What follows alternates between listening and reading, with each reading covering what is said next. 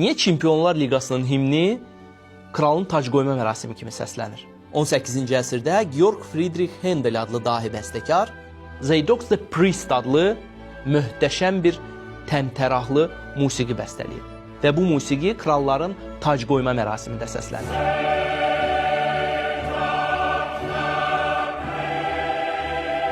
Onun məqsədi əyləndirmək deyil, həmin anı ucaltmaq idi.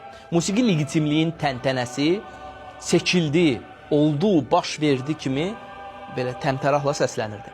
Və 300 il keçdi, tac qoyma mərasimləri azalsa da, klub futbolunun kralı UEFA Çempionlar Liqası yarandı.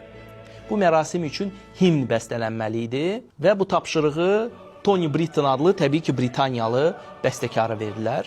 O isə uzağa getməyərək Händelin musiqisindən ilhamlanaraq bənzərsiz himn bəstələdi.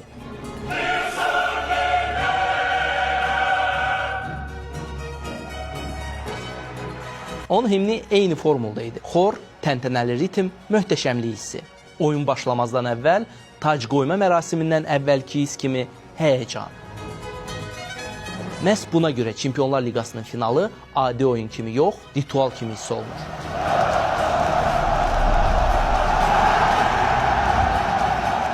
Qalib sadəcə udmur, o taclandırılır.